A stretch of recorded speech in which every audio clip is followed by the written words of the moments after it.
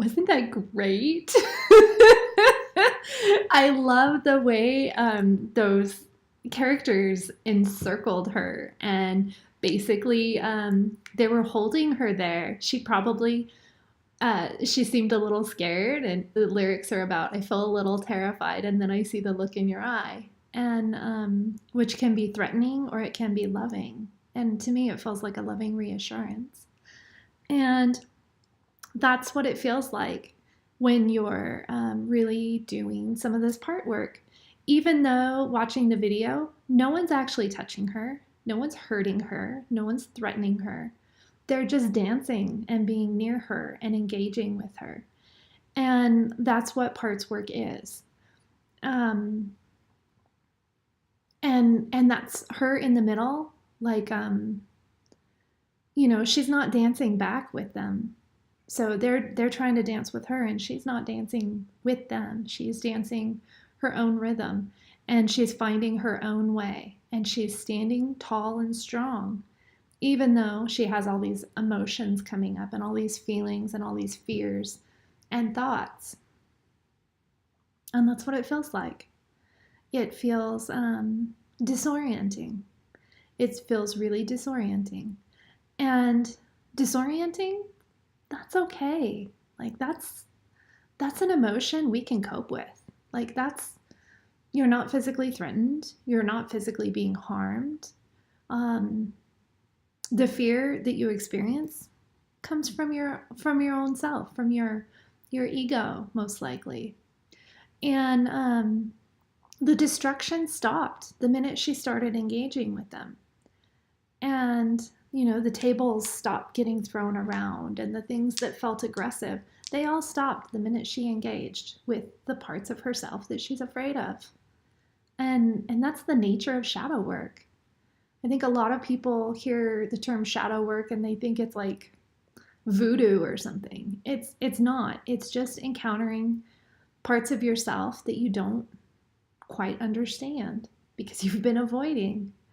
So I paused the video where I did because it's where everything changes. She stopped fighting. She stopped fighting herself. She wasn't fighting anybody else in the video. She just stopped fighting herself, and that's the moment of surrender. And sometimes surrender is a big dramatic moment, and sometimes it's just a quiet stillness. Sometimes it's just exhaustion. For me, surrender usually looks like exhaustion. I can't fight this anymore. As stubborn as I am, I'm a Taurus. I'm the most stubborn sign in the zodiac, and I live up to it. It's a part of me. And as stubborn as I am, it's usually exhaustion that gets me to the point of surrender, where I just can't struggle anymore. And what comes next is really beautiful. So I want to talk about the next little bit so you can watch it with fresh eyes. So the next part of the video is bringing the shadow into the light. One of my mentors talks about how do you make the shadow disappear? You shine a flashlight at it. If there's a dark corner and it's all shady and scary looking, all you have to do is point the flashlight at it. And sometimes you have to have guts because you're afraid of what you might see in the shadow, lurking in the corners. But most of the time, it's just like a dusty cardboard box. It's only scary when you can't see it. So, where the video will be starting from at this point, where I paused it, notice that it's an angel wrapping his wings around her, embracing her. And I just think it's the most beautiful symbolism for shadow work. I follow some Buddhist practices. Thich Nhat Hanh talks about holding the part of you that's scared or afraid, holding it in your arms like a little baby, and just cradling it in your arms, like you would love a little baby. How can you love that part of yourself like a little baby and comfort it like you would scared baby, hurting, a child that's hurting. And so, like, for me, this is really tender and poignant because, she's being embraced by the angel. And it turns out that the angel is one of the parts of herself that she's dismembered, that she's disconnected from, that she's not wanted to exist.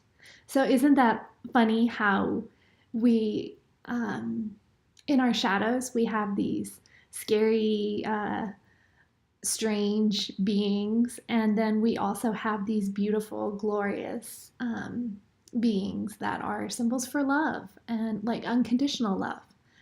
And so, although the video is a little cheesy, if you look at it through symbolic eyes, it's telling this beautiful story. So let's watch the next part because I love the way she brings this shadow into the light. Instead of just shining a flashlight at them, she actually brings them into the sunshine. I love that. Okay, let's watch. I hope you're enjoying it because I'm totally geeking out on this. I think it's so fun, everything about it. Okay, see you in a minute. All right, I'm sure you're getting the hang of this by now. So again, due to copyright laws, I've got a link around this page that will take you to the right section of the music video. We're going to start watching at 4 minutes and 13 seconds, and we're going to watch the final section of the video. So you don't have to worry about pausing the video at the end. It's just going to come to a natural ending in itself. And I will be here to talk about the third section with you. See you in a few.